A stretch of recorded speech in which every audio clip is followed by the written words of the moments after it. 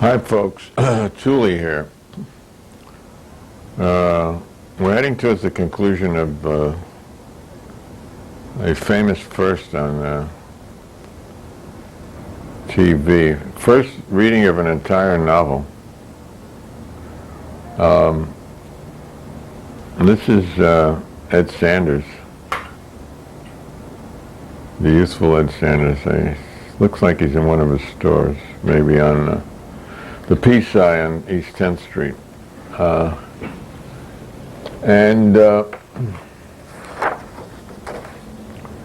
This is Dr. Hippocrates, Eugene Schoenfeld. Used to write for Evo, I think. And we remember we were going through the songbook that Red Blaze had published in the Pieces of Mind bookstore. This is the last song in the book. It's by Yuri Yankovic. It's called Supergirl. I want a girl that can fuck like an angel, cook like the devil, swing like a dancer, work like a pony, dream like a poet, flow like a mountain stream. Supergirl, my Supergirl. Supergirl, my Supergirl. I want a girl that can kiss like a cherry, squeeze like a berry, smell like an orchard, talk like a songbird, walk like a fountain, touch like a flower, sing like the leaves of grass. Supergirl, my Supergirl, and so on. I want a girl that can love like a monkey, hug like a castle, think like a darling, lap like a lemon, eat like a monster, roll like a jug of wine. Supergirl, my Supergirl, and so on. I want a girl that can kiss like an eagle, bend like a sapling, bark like a beagle, bite like a bagel, fly like a butter, shake like a cock within a cunt. Supergirl, ah, Supergirl, Supergirl, ah, Supergirl. Of course, if we did that today, it would be Superwoman, and it would also have to be Superman too,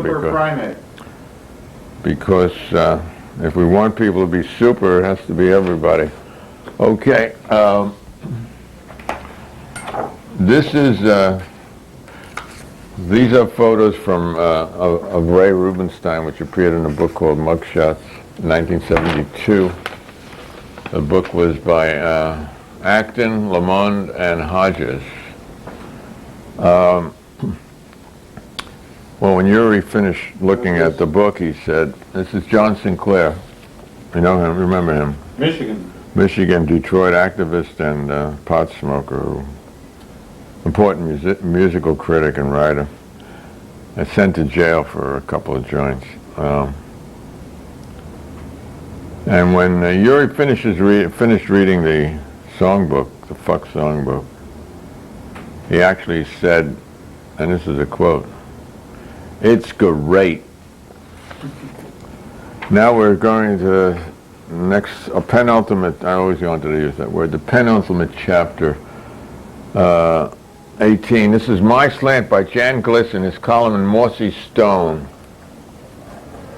This is Viva, you all remember Viva.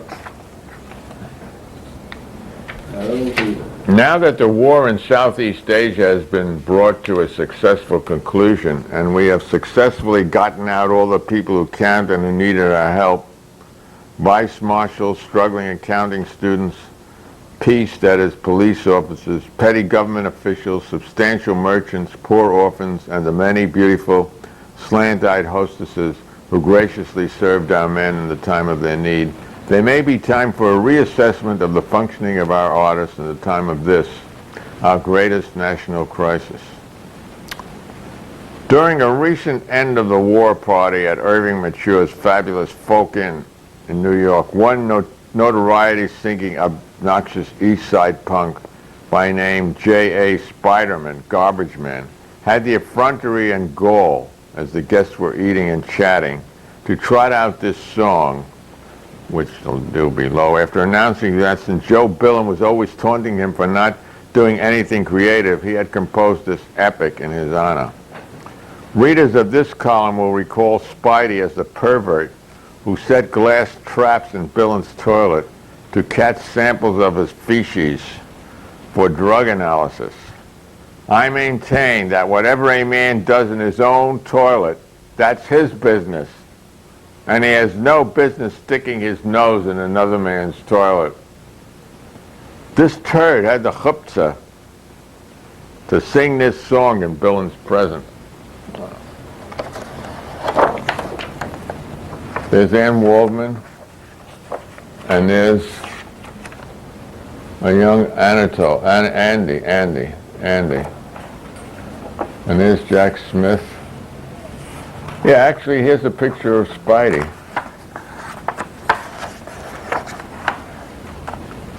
Looking in Billin's garbage.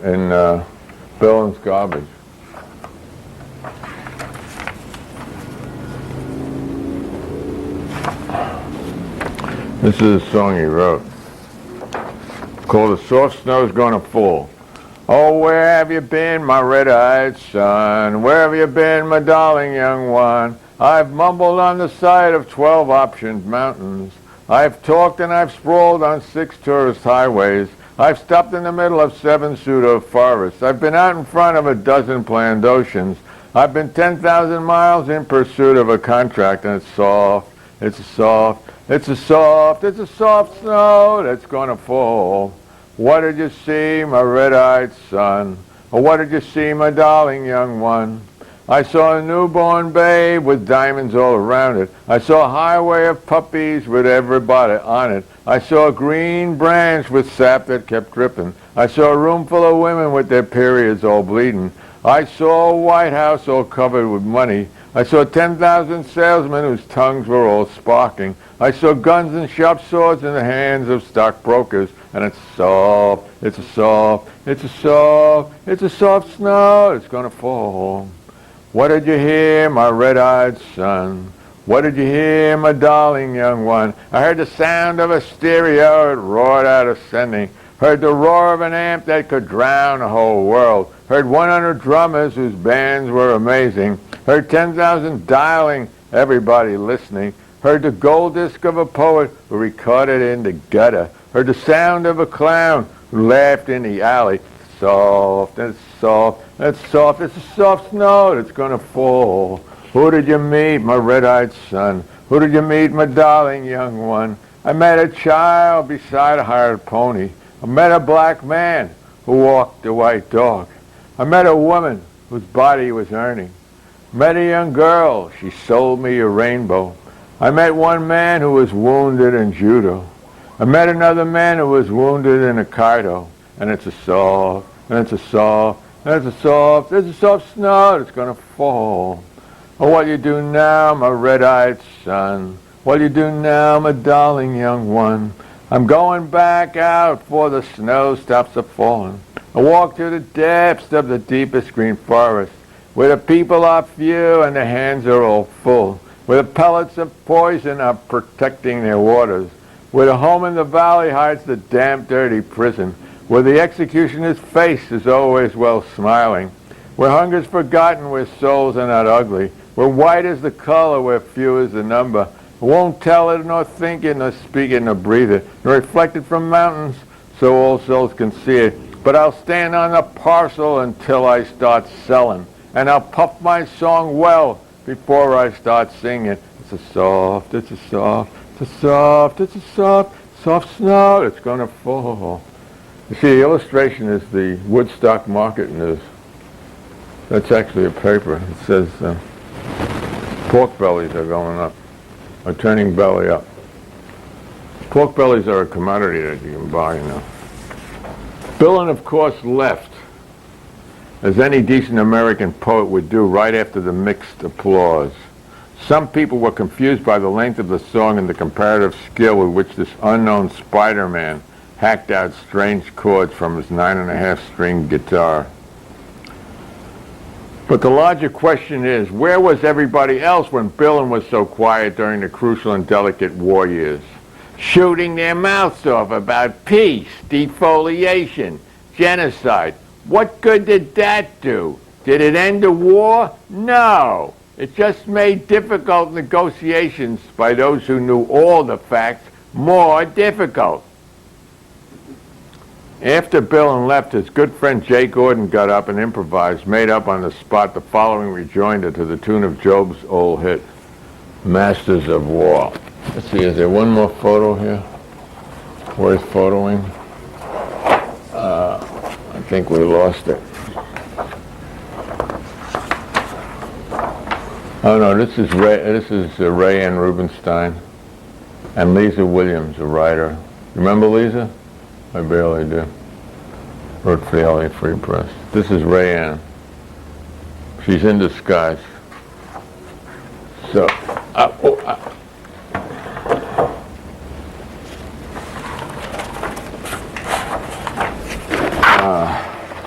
mug shots.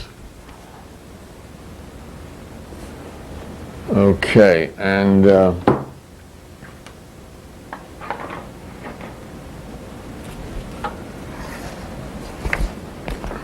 so here's a song that Billin's friend wrote, defending Billin.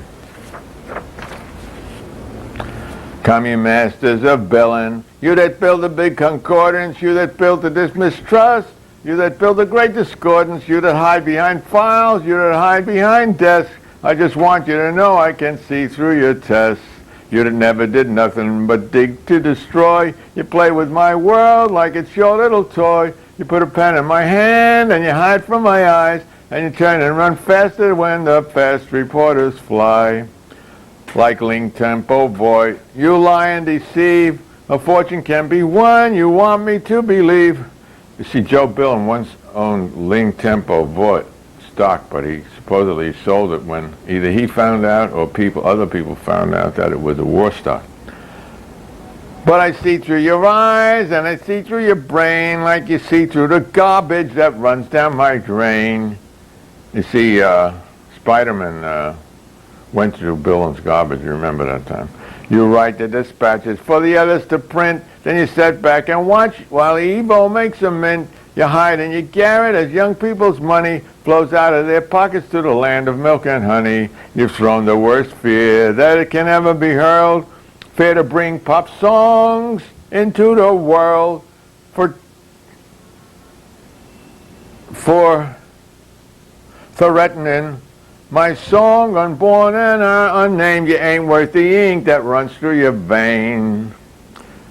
How much do I know to talk out of turn? You might say that I'm old, you might say that I'm learned, but there's one thing I know, that I'm older than you. Even Grossman would never forgive what you do. Let me ask you one question, is your fame that good? Will it buy you forgiveness? Do you think that it could? I think you will find when your death takes its toll, all the fame that you've won won't win back your soul. I hope you succeed, and success will come soon. I'll follow your parade on a hot afternoon, and I'll watch while you're raised up like Galahad, and the groupies destroy whatever peace that you had. It seems like a tempest in a teacup, doesn't it? And it probably is.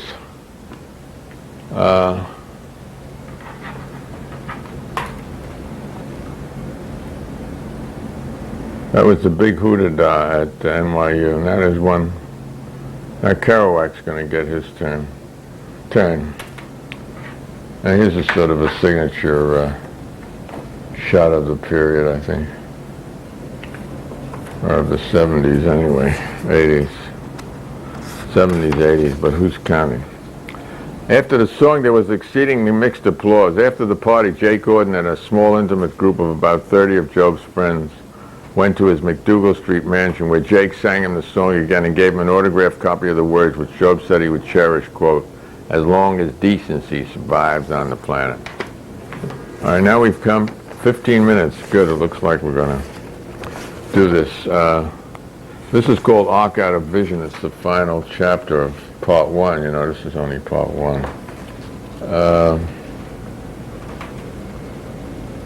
This is current shot. That's Harry Nudell the Mendel and Merkus Forum of book dealer in Soho.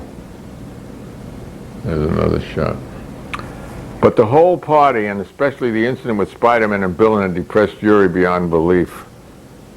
As he walked home, he thought, hey, there's got to be more to life than killing roaches, getting laid, taking bows, and Stalinism.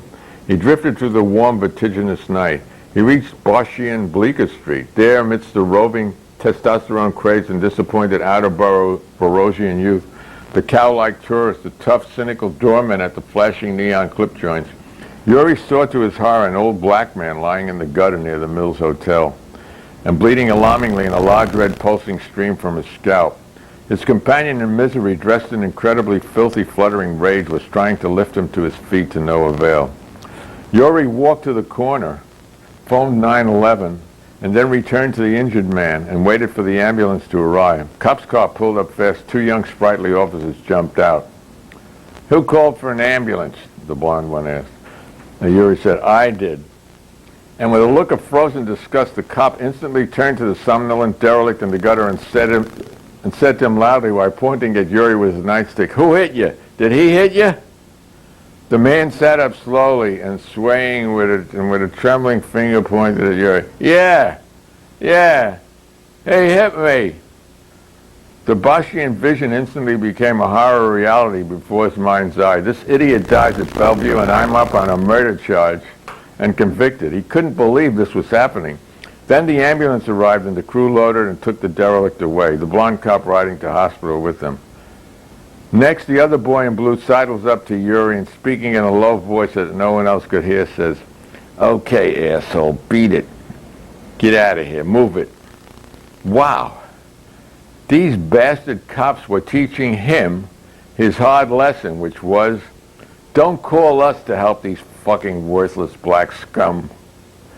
But all Yuri learned was, don't give your right name when you have to call the cops, and never call them at all except to save someone's life. His depression grew as he continued walking through the Lowest East Side. The fucks were going to break up. Too much fighting over power, money, politics, women, artistic direction of the group, you name it. Dissension, disgust, the fucks were going to break up. Ariel was asleep when he arrived home. He snuggled up to her in bed, but she turned away. He got up, switched on the light over his desk, and started writing. I dreamed of a bums that flowed out. 1 hour later, he had the poem song. I dreamed of a bum, 7 foot tall, that crushed the bourgeoisie to the cross. He kissed me in the Maple Shot Square and then walked on. Spartacus, my tortured brother, if I should find you bussing crockery out of Bickford's or sunk beneath the 6th Avenue well, where it curves West 3rd Street into the 20s, the pillared zebra bold, the pillared zebra bold, the pillared zebra bold upon your whiter chest. Give me a signal by your delusions. Hallucinate Rome, the centurion's in trouble. They cast a flame in your antique face and wrestle your eyes for tomorrow's longing. While bread and roses rot in the streets and lovers prepare their ecstatic excuses, I shall walk to the Battery now, not tomorrow. The waves of the present smash from the sea. Let the boat of your longing into great chaos arc out of vision, love in the wind.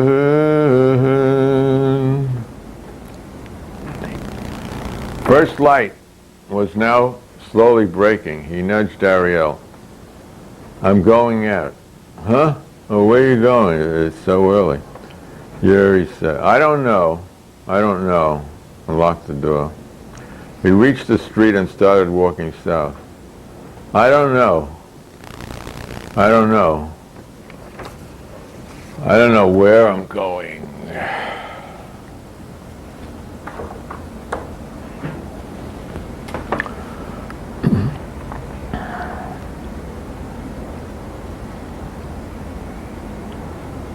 And that concludes book one.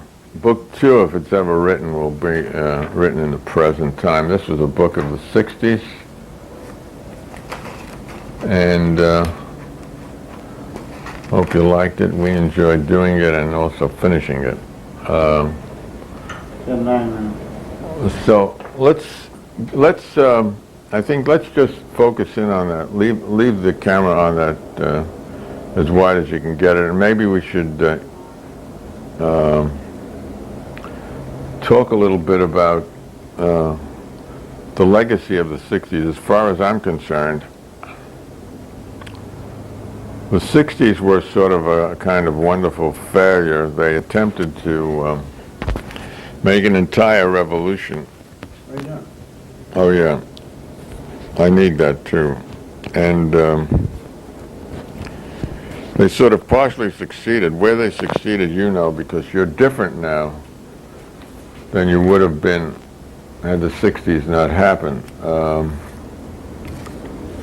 Now, if you're young enough, you don't know how you're different, but if you're old enough, you know that there was a lot of liberation, personal liberation in the 60s, and there was some political liberation. And what that means is sort of best developed in a dialogue. It also showed us how far we have to go and how not very simple or easy it is. Revolution is not barricades in the streets, it's changes in social systems and in thinking and in feeling, attitudes towards everybody and everything in the world. Now that's sufficiently vague to please no one, but what do you think, Lee? What's your comments? Well, the 60s, birth control comes to mind, which brought about the sexual revolution, which was tempered by herpes and now AIDS. Also, freedom of speech and restrictions on the FBI investigating people who were saying unpopular things, and now because of this bombing in Oklahoma City, the government wants to go in and now take back all of the rights that we gained in the 60s to be able to say what we want. So they're trying to use a deranged person's actions to justify getting rid of what few freedoms that were gained during that period. So I know something of your history. I know you for a long time. You came out of the Midwest, which wasn't exactly so sudden, and then you passed through the Army, which was America, right? Which was also not too distant from the Middle West, right? In feeling and attitude. Similar. And then you suddenly, in what year you came to New York in the middle of while this was going on? So tell me how, if you can, how your life and your attitudes changed because you became part of this. Well, I was an idealist in the 50s, believing in the American way, basically the Democratic Party and unionism as a vehicle for change in the country. By the time I got out of the service in the mid-60s, I had become cynical because I could see what our government was doing, and then the Russian government was doing, and it just had completely cynicalized me as to any idealism that I had thought that the government was about. And then I was a cold warrior, being that I was in the military during the Cold War. I came to New York just at the beginning of the Vietnam War. I had passed up an opportunity to re-enlist and go to Asia because all of my superiors knew that I enjoyed foreign service. They told me I could become a helicopter pilot and go to Asia And kill and agents. become an instant officer. Well, they didn't use the word kill. I was in Air Force intelligence. So if I had taken that option, there was a good chance I would have been one of those guys that would be asked to throw interrogated prisoners out of helicopters. So I got out just in time. But then I came to New York, a pretty cynical person, and became re-idealized by the Vietnam War. And the fact that politics is not something you do every November 3rd, that it's something you do every day of your life, real politics. And here we are now. I'm a little cynical, but still pretty idealistic 30 years later. So there was, that idealism came also out of an American tradition, right? Well, There's my always- father was in was a union guy. The UAW. He was around during the when Walter Reuther was shot in the 40s, and out of the union movement. And we were from I'm from a very small farming community in Michigan, maybe 100 miles from Decker, and with a lot of attitudes that are pretty darn conservative. And yet, in some ways, tolerant of local people So you can find with whatever, different ideas. you can sort of find whatever you want in the American tradition. Whenever you get millions of people, you can, they're all Americans. So McVeigh and, Well, in those days, and yeah. Clinton and John Reed are all Americans. Yeah, but exactly. But in those days, in the 50s and 60s, the American dream was still alive. I prefer to believe that Reagan presided over the end of the American middle class. And a lot of these people that are in these militias and that are dissatisfied with a lot of stuff and coming up with a lot of violent conclusions to the answer to that are people that have been left behind in, they can't, Yeah. you know, in the old days you could get, if you could become a factory worker and you have your own Yeah. home and a car. Today you can't even get a used car and a trailer for the kind of wages that these people I'm not a Marxist, but I'm sort of reading Marx now for my own reasons, and he sort of put technology and economics in the cockpit, and modern technology is redestroying a nation. You know, nations are unimportant now, and it's leaving a large class of useless people that aren't needed in production or in consumption. And it's revising our perspectives on what revolution and change is going to have to be. None of us have the answer, folks. So, but the old answers, both Marxists and anarchists, need an awful lot of revision. So let's get going. We need some ideas out there, and we're depending on you. Well, also, Lee and I can't do it by ourselves. yeah. Well, also, you know, every time some government official comes out and says we created 200,000 jobs last year, those people in Decker, Michigan know that those jobs are slinging Big Macs. Your jobs ain't the end all. It used to be one person could support a family. Now you need 3 people to support a family. Is that what we want? No, we want bread, but we want roses too. As we go marching, marching, da da da da da da da da da da da, bread and roses, bread.